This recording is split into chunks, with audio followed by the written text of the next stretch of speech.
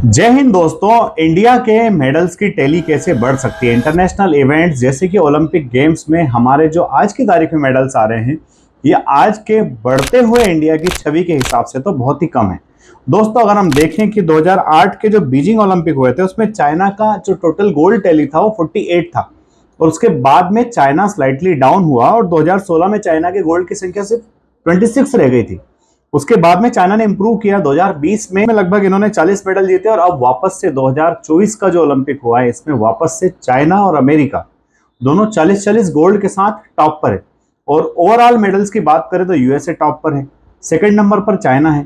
अब दोनों कंट्रीज का अगर हम कंपैरिजन करते हैं, इंडिया का कंपैरिजन अगर हम चाइना के साथ करें तो पॉपुलेशन के टर्म्स में तो हम चाइना को सरपास कर ही चुके हैं, और यूएसए का जो पॉपुलेशन है लगभग 26 करोड़ के आसपास है, और हमारा पॉपुलेशन जो 140 करोड़ है। तो ऐसी क्या चीजें हैं जो हमारे पास में नहीं है या फिर हम नहीं कर पा रहे हैं जबकि दूसरे देश कर रहे हैं। तो इसमें सबसे बड़ी और इंपॉर्टेंट बात निकल करके आ रही है कि हम लोग जो है, हमारा कंटिजेंट अभी भी बहुत स्मॉल है। अगर हम देखें पेरिस ओलंपिक के अंदर हमारे जो एथलीट जिन्होंने पार्टिसिपेट किया उनका नंबर सिर्फ 117 था। अगर हम कंपेयर करें न्यूजीलैंड के साथ में, तो न्यूजीलैंड हमने अपने 10 लाख लोगों पर सिर्फ 0.08% लोग वहां पर भेजे, जबकि न्यूजीलैंड से 10 लाख लोगों पर 38 के करीब एथलीट्स आए हुए थे। हमारे कंटिजेंट का साइज सिर्फ 117 था, जबकि जापान का कंटिजेंट अगर हम देखें तो जापान से 400 एथलीट्स ने ओलंपिक के अंदर पार्टिसिपेट किया था। तो बड़ा प्रॉब्लम तो यहीं पर आ रहा है कि जब पार्टिसिपेट करने वाले एथलीट्स का नंबर ही कम होगा तो हम कितने मेडल्स की उम्मीद कर सकते हैं। हमारे जितने एथलीट्स ने ओलंपिक के अंदर पार्टिसिपेट किया उतने तो यूएसए ने मेडल्स जीते हैं। तो यहां पर एक सबसे इंपॉर्टेंट बात आ जाती है कि हम एक तो हमें कंटिजेंट साइज बढ़ाना पड़ेगा, दूसरा कि हमें उस पूल को बढ़ाना पड़ेगा जिस पूल से हम उन एथलीट्स को पिक कर सके। ये सपोज कीजिए आज की तारीख में अगर हम बात करें कि हमारे पास में एक बहुत बेहतरीन जेवलिन थ्रोअर है जिन्होंने लास्ट ओलंपिक में गोल्ड जीता और इस बार भी सिल्वर जीता। अनफॉर्चुनेटली भाग्य ना करें, उन्होंने जैसा कहा ओलंपिक गेम में अपने परफॉर्मेंस के बाद कि काफी टाइम से इंजरी से जूझ रहे थे। तो क्या इंडिया के पास एक और कोई दूसरा ऐसा जेवलिन थ्रोअर है जो नीरज चोपड़ा की कमी को पूरा कर सकता है? तो हमें एक चीज के लिए, एक पर्टिकुलर इवेंट के लिए हमारे पास मल्टीपल एथलीट्स होना चाहिए, जो एक प्लेयर के इंजर्ड होने के वजह से जो मुकाम खाली होता है उस पर दूसरा प्लेयर वहां पर परफॉर्म कर सके। अभी हम देखते हैं इस बार साइना नेहवाल ओलंपिक में पार्टिसिपेट कर ही नहीं पाई क्योंकि उनके नीज की इंजरी है, उनको खेलने नहीं दे रही है। तो कहीं ना कहीं हमें एक लार्ज पूल तैयार करना पड़ेगा, उस पूल में से हम अच्छे प्लेयर्स को पिक करें, उनको ओलंपिक में पार्टिसिपेट कराएं। और तीसरी इंपॉर्टेंट बात यहां पर जो आ रही है वो आ रही है कि ओलंपिक बॉडी जो है, सॉरी हमारी जो स्पोर्ट्स की जो बॉडी है जो हमारे स्पोर्ट्स को मेंटेन कर रही है, जैसे हमने देखा कि इंडियन रेसलिंग जो फेडरेशन है हमारा, उसके अंदर काफी कंट्रोवर्सी हुई। हम देख रहे हैं कई सारे पॉलिटिशियंस और उनके किन्स और उनके जो नियर बाई पीपल हैं, वही हमारे कई सारे स्पोर्ट्स अथॉरिटीज के अंदर बैठे हुए हैं, और कई बार तो खिलाड़ियों की कीमत पर वो अपने पद पर बने रहते हैं। तो अगर इन स्पोर्ट्स अथॉरिटीज के अंदर इंप्रूवमेंट होता है, अगर ये सारी चीजें और अच्छे से रिफॉर्म होती है, तो डेफिनेटली इंडिया का जो मेडल्स का नंबर है वो डेफिनेटली बढ़ेगा। सबसे पहली बात तो हमें ग्रास रूट लेवल पर डेवलपमेंट करना पड़ेगा।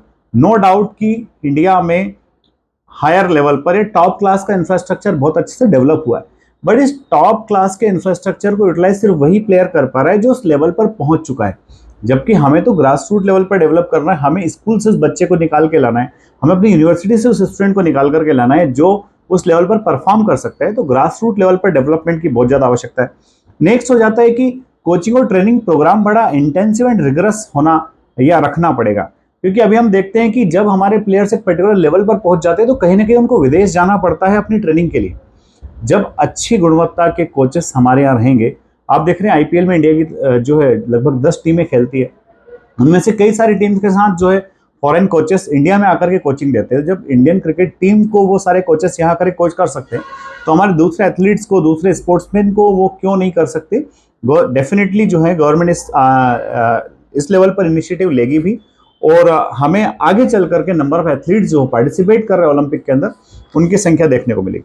तीसरा जो होता है फंडिंग एंड सपोर्ट, कि कई बार ये देखने में आता है कि आज की तारीख में पढ़ाई का एक मेन मकसद हो गया कि कहीं ना कहीं सर्विस लग जाए, नौकरी लग जाए, और उसके बाद व्यक्ति जो अपनी अर्निंग खुद करने लगे, अपना घर चला ले। वाकई इसमें कोई दो राय भी नहीं है। अगर हम स्पोर्ट्स में और ज्यादा फंडिंग और ज्यादा सपोर्ट करेंगे, इस हमारे खिलाड़ियों को जब हम और अच्छे से स्पॉन्सरशिप देंगे, साथ ही स्पोर्ट्स के बेस पर लगने वाली नौकरियों की संख्या अगर बढ़ाएंगे, तो डेफिनेटली जो है हमारे पेरेंट्स जो है अपने बच्चों के साथ रिस्क लेना शुरू करेंगे, चलो भाई ठीक है, इसको स्पोर्ट्स में डाला जा सकता है। साथ ही साथ स्पोर्ट में साइंस और मेडिसिन में भी बहुत रिसर्च की आवश्यकता है। हम देखते हैं कि हमारे कई सारे प्लेयर्स जो इंजर्ड हो जाते हैं वो बहुत लंबे टाइम तक रिकवर ही नहीं होते। कहीं ना कहीं हमें फिजियोथेरेपी के अंदर या फिर फिजियोथेरेपी के साथ साथ न्यूट्रिशनिस्ट के अंदर और साइकोलॉजिकल सपोर्ट के लिए हमें वो स्टाफ चाहिए और ट्रेंड लोग चाहिए जो हमारे एथलीट्स को, हमारे टैलेंट को जो सपोर्ट कर सके।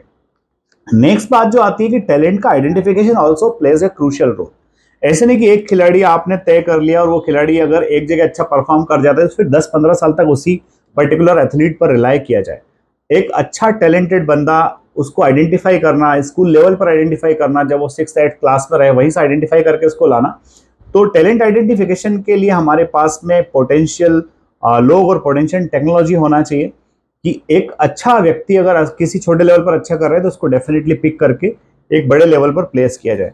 इंफ्रास्ट्रक्चर डेवलपमेंट की बात हो गई कि हम देखें तो इंफ्रास्ट्रक्चर के मामले में पंजाब हरियाणा काफी बेहतर है, बाकी सारे स्टेट्स में भी डेवलपमेंट हुए हैं, बट ये तमाम डेवलपमेंट जो है अर्बन एरियाज में हुए हैं, जबकि इंडिया में most of the population rural areas में रहती है। तो रूरल एरिया में इंफ्रास्ट्रक्चर डेवलपमेंट के लिए बहुत ज़्यादा गुंजाइश है, वहाँ हमें डेवलपमेंट करना ही पड़ेगा। और लास्ट बट नॉट लीस्ट कि हमारा जो एजुकेशन है, एजुकेशन सिस्टम में हम जितना सब्जेक्टिव नॉलेज को प्रमोट कर रहे हैं, जितना सब्जेक्ट्स पर फोकस कर रहे हैं, उतना अगर हम अपने बच्चों को स्पोर्ट्स और फिजिकल फिटनेस के लेवल पर अगर अवेयर करेंगे, अगर हमारी पॉलिसी इस तरह से बनेगी और इसमें अच्छे से गवर्न किया जाएगा तो डेफिनेटली जो है लोग बढ़ेंगे। और हम अपने लोगों का पार्टिसिपेशन इंक्रीज करने के लिए उनको अगर मोटिवेट करेंगे, अगर हम उनको इंटरनल एक्सपोजर देंगे और साथ में उनकी परफॉर्मेंस को लगातार एनालाइज करते रहेंगे तो डेफिनेटली आने वाले समय में, हालांकि 2008 से अगर हम देखें तो 2008 से लेकर के 2024 तक कहीं ना कहीं हमारा ओलंपिक्स के अंदर परफॉर्मेंस ठीक रहा है, उतना खराब भी नहीं रहा है। हमारे मेडल्स की टैली जो है लगभग 2 से लेकर के 7 मेडल्स के बीच में रही है। इसको और बढ़ाया जा सकता है, कम से कम डबल डिजिट में तो नेक्स्ट टाइम पहुंचाया जा सकता है। और कम से कम एक गेम में 3-4 गोल्ड जब आने लगेंगे तो देखने में आएगा कि और भी ज़्यादा हमारे एथलीट्स, हमारे बच्चे इंस्पायर होंगे और इससे जो है इंडिया का जो एक छवि है वो वर्ल्ड लेवल पर निखर करके आएगा। अगर वीडियो अच्छा लगा तो इसको लाइक शेयर सब्सक्राइब करना ना भूलें। जय हिंद, जय भारत, इंकलाब जिंदाबाद, भारत माता की